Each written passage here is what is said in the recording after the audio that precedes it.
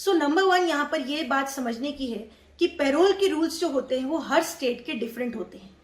जैसे बाबा राम रहीम के केस में जो उनको पैरोल और फरलो दी जा रही है वो हरियाणा के पैरोल रूल्स के हिसाब से दी जा रही है, और अगर आसाराम बापू को पैरोल मिलनी है तो वो राजस्थान के रूल्स के हिसाब से मिलेगी, क्योंकि वो इस समय जोधपुर की जेल में है। सो हर स्टेट के पैरोल के रूल्स डिफरेंट होते हैं, पहली बात। दूसरी बात ये कि यहाँ पर देखने वाली चीज ये है और जानने वाली चीज ये है कि आसाराम बापू को पैरोल राजस्थान की सरकार ने क्यों नहीं दिया, क्योंकि पैरोल जो होती है वो स्टेट एजेंसीज ही देती हैं। सबसे पहले स्टेट एजेंसी के पास एप्लीकेशन दी जाती है, अगर वो रिजेक्ट कर देते हैं तो फिर हाईकोर्ट में आया जाता है। तो आसाराम बापू के केस में भी स्टेट एजेंसी के पास उन्होंने पैरोल की एप्लीकेशन डाली,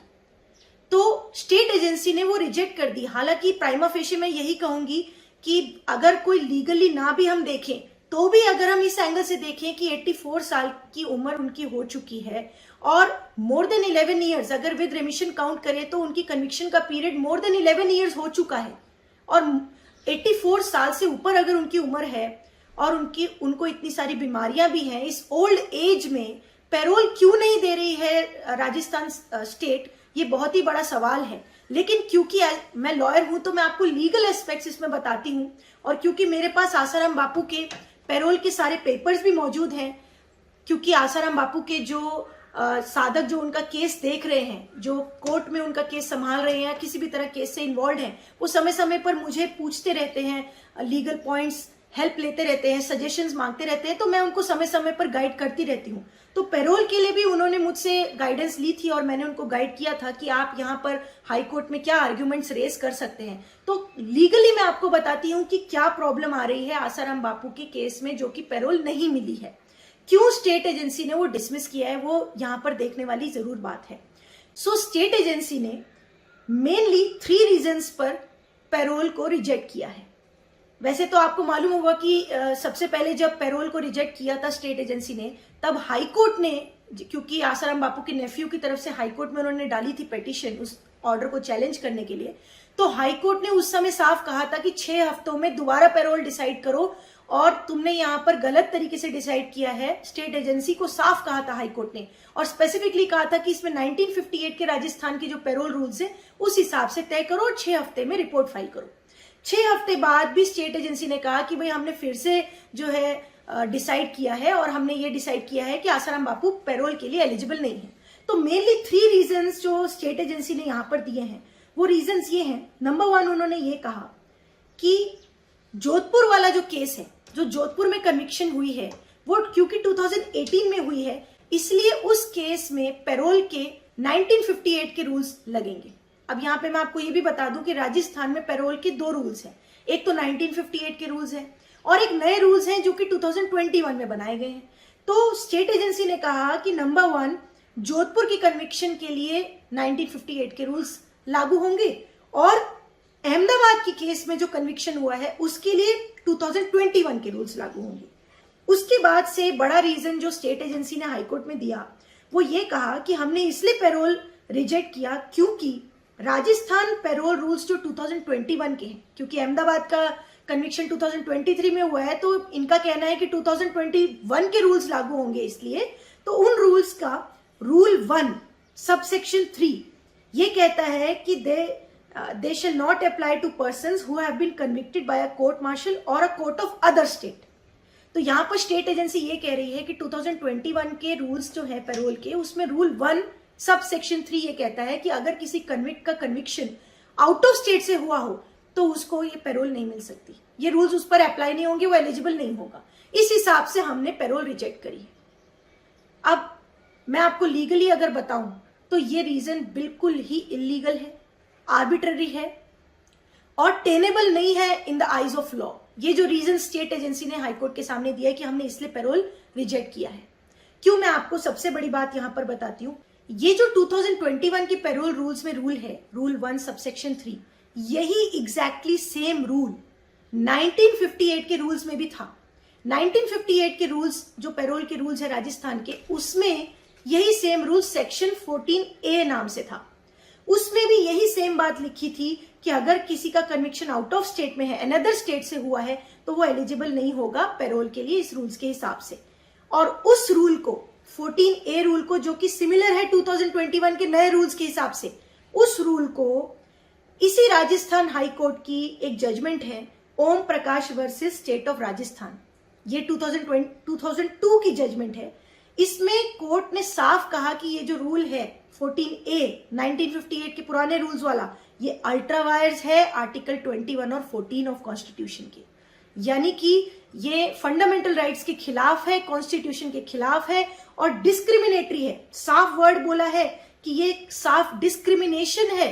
जियोग्राफिकल ग्राउंड पे, कि आप जियोग्राफी के हिसाब से कि क्योंकि वो बाहर के स्टेट से कन्विक्शन है इसलिए यहां पर पैरोल नहीं मिल सकती, तो एक तरह से आप भेदभाव कर रहे हो। ऐसा साफ Om Prakash versus state of Rajasthan में कहा है कोर्ट ने, हाई कोर्ट ने, राजस्थान की हाई कोर्ट ने कहा है।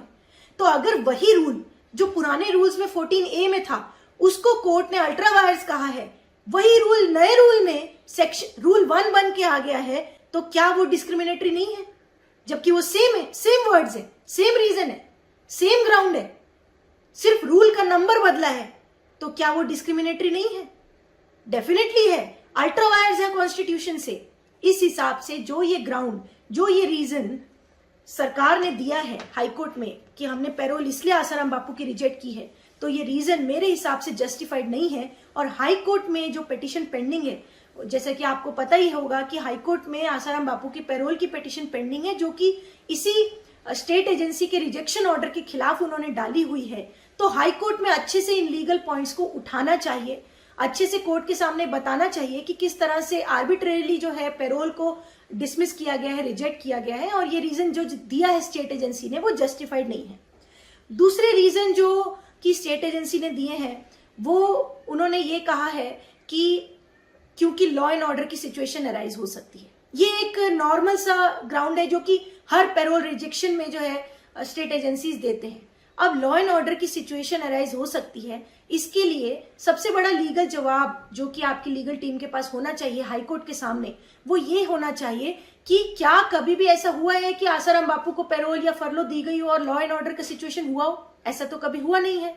तो आप कैसे कह सकते हैं कि लॉ एंड ऑर्डर की सिचुएशन अराइज होगी ही होगी? नंबर 2, अगर आपको ऐसा लगता है कि फिर भी आपको अगर ऐसा लगता है कि लॉ एंड ऑर्डर की सिचुएशन अराइज हो सकती है, तो आप उसमें कंडीशंस लगा सकते हैं। सुप्रीम कोर्ट की वेरियस जजमेंट्स हैं जो कि ये कहती हैं कि पैरोल कंडीशनल हो सकती है, जिसमें आप कोई भी कंडीशन लगा सकते हैं। तो स्टेट गवर्नमेंट कोई भी कंडीशन लगा सकती थी, और पैरोल कितने दिन की होती है? 20 दिन की, 21 दिन की, मैक्सिमम 1 महीने की। तो उसमें अगर कंडीशंस लगा देती स्टेट एजेंसी और कंडीशनल पैरोल दे देती, कंडीशंस में ऐसा भी हो सकता है कि आप एक ही घर में रहेंगे या पर्टिकुलर इसी एरिया में रहेंगे, इतने किलोमीटर से बाहर नहीं जाएंगे, या फिर आपके सिर्फ फैमिली ही आपसे मिल सकती है, या जो क्लोज्ड वंस हैं वो उतने ही लोग मिल सकते हैं, बहुत लोग नहीं मिल सकते हैं, आप सभाएं नहीं कर सकते हैं, मीडिया से बात नहीं कर सकते हैं, ऐसी बहुत तरह की